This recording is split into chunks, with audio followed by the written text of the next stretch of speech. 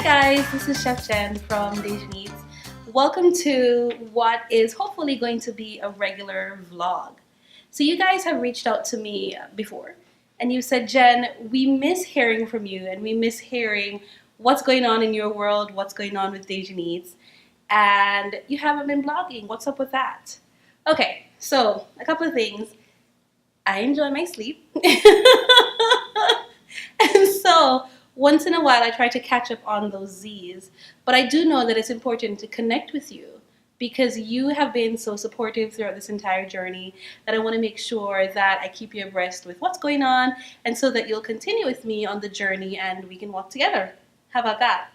So I met up with these brilliant people who are far more brilliant than I am in 500 million different ways, and they said, okay, so if you're so swamped that you can't blog, like actually write or type something, how about you get in front of a camera and you share the story? So today I wanted to follow up with you guys and share with you something really exciting that happened recently. So I was going through my Facebook and I kept getting these dings like ding, ding, ding, ding, ding, ding, ding. It's like, what's going on?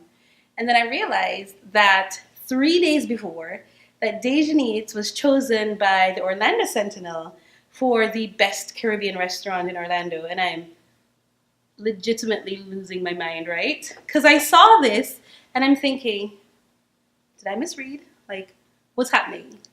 We just won the best Caribbean restaurant in Orlando. And for me, that is such a personal thing because if you have been following me for a while, you'd realize that this is something that I've struggled with, kind of like finding my identity. And that's something that I think a lot of us can relate to because we, especially people who come from a different country, they come into a new environment and they feel like they have to become so much a part of their environment that they kind of forget the history of who they are. And so when I first started teaching and doing cooking classes, people would ask me, so what kind of food do you cook? And I'd go, all the foods. I cook all the foods, right? Like I did everything. So I had no one identity. But then I had like a come to Jesus moment and I was like, Jen, okay, so who are you really? And I realized that there are two things that really kind of define who I am. One, I'm vegan, and two, I'm Jamaican. So I'm thinking, okay, why don't you put that on a plate? And that's when I got this really hyper focus and realized, okay, so DaJen really is the home of the Irie Happy Vegan. This is where we focus on vegan living with a Jamaican flair. And so to win the best Caribbean restaurant, it kind of validated that choice. But even outside of that whole identity issue comes the realization that this is not a vegan category, right? This is not best Caribbean vegan restaurant, which I'd win hands down because I'm the only one in Orlando. But it's best Caribbean restaurant, period. And for me, that's really important because that's something that I've always wanted to do with DaJen. I wanted to advocate for veganism and let people realize that veganism is not other or strange or different. It's just a way of living, and part of it includes going plant-based. And it's just food. Like it's not a separate category to itself, it's just food. And so to be recognized as in one of those standard categories and not like in the vegan category, for me, it's so empowering. And it makes me realize that the world is changing and people are starting to accept vegan food as what it is, just food. So I wanted to share this little plaque. This is my humble brag. So we went to the Foodie Awards and we got this plaque. Okay, so maybe I should turn it the right way. So here it is. It says the 20th Annual Orlando Sentinel Foodie Awards, winner of the Critics' Choice, Best Caribbean DaJen 2018. And I'm incredibly proud of this. But I wanted to kind of walk you back to the day of the Foodie Awards so you can get like a backstory of what happened and so you can see how my crazy mind works, right? So this guy, Jamal and Maury, they're doing a documentary on DaJen and our story. So they said, okay, Jen, we want to come down to your cafe and we want to be there and record the day's activities leading up to the Foodie Awards. And I'm like, you're kidding. The kitchen that we have is already so tiny that we're literally bumping into each other. So now we're going to have a guy with a camera there the whole time while we're prepping for a regular day, plus prepping for the Foodie Awards, because we're supposed to be preparing food for 300 people, right? So all this craziness is happening, and we're going to add a camera guy to the mix. Why not? Like, what could possibly go wrong, right? So he shows up very early, like at 8 o'clock, and it made me think of something when he asked me this question. He said, Jen, I thought that maybe this is a day that you'd be prepping and going to get your hair done and going to get your nails done and taking the day off to relax for the Foodie Awards. And I thought, friend, have you met me? I'm just not that girl. I'm not the girl who's going to go get her nails done and her hair done and all of that. But even bigger than that, I could not be that girl that day. And here's why.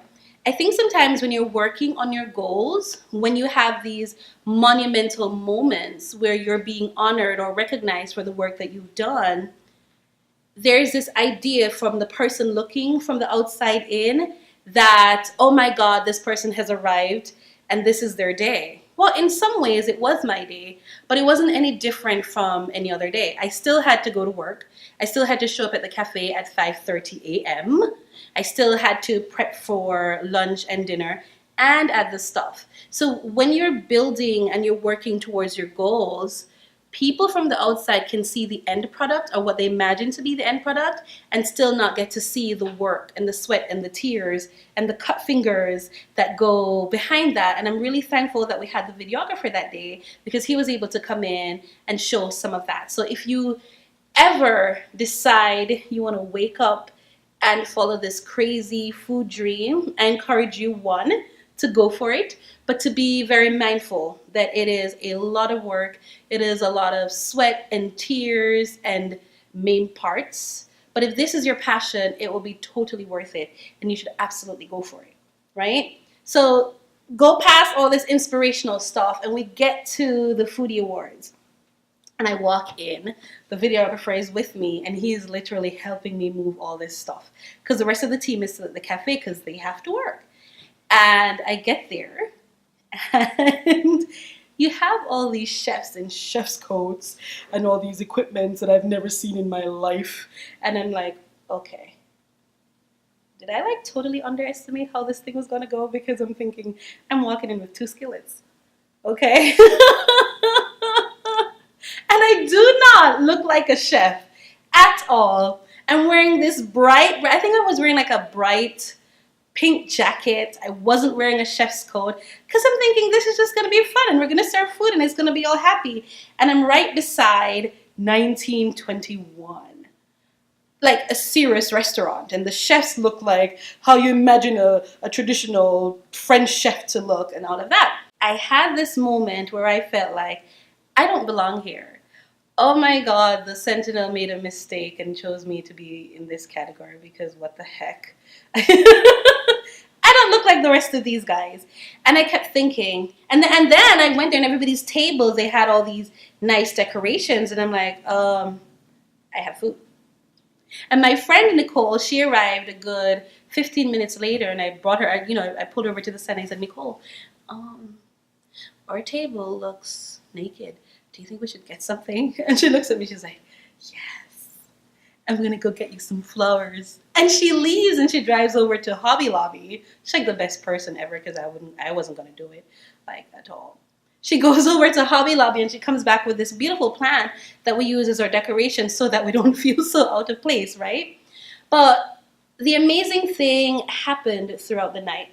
So we have our food put out and people were coming up towards us and they're like, oh my gosh, your food looks so beautiful. We've heard so much about your food. We want to taste it. And they tasted it and like, we love this stuff.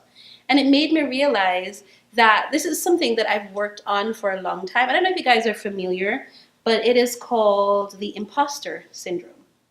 And it's something that a lot of people struggle with, particularly women. Because I was reading this book about how women deal with the imposter syndrome. And essentially what it is, there's this thing in the back of your head that says to you, oh, I think I got here by being lucky. Or when is it that they're going to realize that I don't know half of what they think I know? Or when are they going to realize that I'm really being an imposter with doing this thing? And a lot of us in our day-to-day activities, we go through that. And really, that is nothing other than the imposter syndrome raising its head. And it doesn't mean that we're not qualified. It doesn't mean that our hard work has been negated. It doesn't mean that we got here by stroke of luck or people like my winning personality. And I think they do.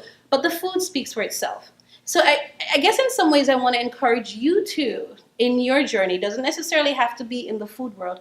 If there's something that you worked hard on and you get into this scenario where you see somebody who's probably further in their career than you are, or somebody who is more polished or more qualified in your head than you think that you are, that you shouldn't be discouraged. If you know you've put in the work, that you have earned your place. And even when we don't put in the work, I think as human beings, we have earned a right to take up space in this world. Just to be here and just to breathe.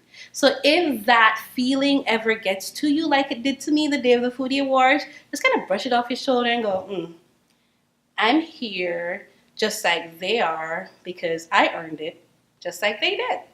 And smile and serve your food. And all will be well, right? And that's it. That's all I want to share for you today. I think that was a mouthful. It would catch up a little bit with some of the things that we have going on. And I just want to kind of encourage you guys to keep going with the dream, keep building, and thrive wherever you are. All right, guys, this is Chef Jenn signing out from DaJen Eats, home of the Ari Happy Vegan. Let's cook together.